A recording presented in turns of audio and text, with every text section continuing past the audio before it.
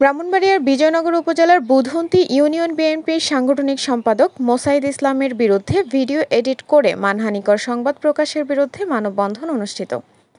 ব্রাহ্মণবাড়িয়া প্রতিনিধি কসবা টিভির desk report. শিরোনাম নিয়ে সাথে আছেন আকলিমা রশিদ আলী।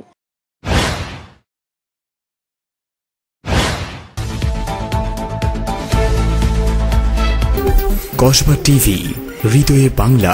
ব্রাহ্মণবাড়িয়ার বিজয়নগর উপজেলার বুধন্তি ইউনিয়ন বিএনপির সাংগঠনিক সম্পাদক মোসাইদ ইসলাম সোহেলের বিরুদ্ধে ভিডিও এডিট করে মানহানিকর সংবাদ প্রকাশের প্রতিবাদে এবং ঘটনায় ইয়াসিন মাহমুদ গং সহ জড়িতদের দৃষ্টান্তমূলক শাস্তির দাবিতে এলাকাবাসীর মানববন্ধন অনুষ্ঠিত হয়েছে।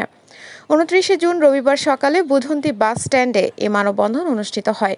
বুধন্তি ইউনিয়ন বিএনপির সভাপতি মাহবুব আলমের সভাপতিত্বে বক্তব্য রাখেন ইউনিয়ন বিএনপির সাধারণ সম্পাদক রাষ্ট্র মিয়া।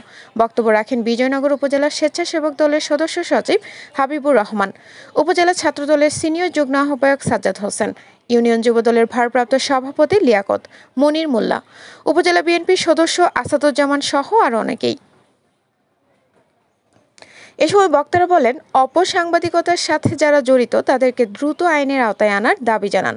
ভুক্তভোগী মোসাইদ ইসলাম সোহেল বলেন, ইয়াসিন নামক এক ভুয়া সাংবাদিক অগ্রযাত্রা নামক একটি পেজে আমার ছবি এডিটিং করে মিথ্যা অপপ্রচার চালিয়েছে। আমি এর তীব্র নিন্দা ও প্রতিবাদ জানাই। আমি তাদের বিরুদ্ধে পর্নোগ্রাফি আইনে মামলা করেছি আদালতে। লম্পট এবং চাঁদাবাজ সাংবাদিক ইয়াসিন মাহমুদ যে অপপ্রচার করেছে, আমি আজকে এই মানববন্ধন থেকে তীব্র নিন্দা জ্ঞাপন করছি এবং আমি সাংবাদিক ভাইদেরকে বলতে চাই, একজন অসৎ সাংবাদিকের জন্য পুরা সাংবাদিককে আপনারা কলঙ্কিত করবেন না।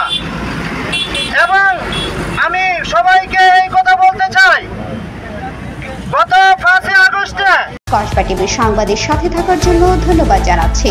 পরবর্তী সংবাদ পেতে আমাদের চ্যানেলটি সাবস্ক্রাইব করে রাখুন।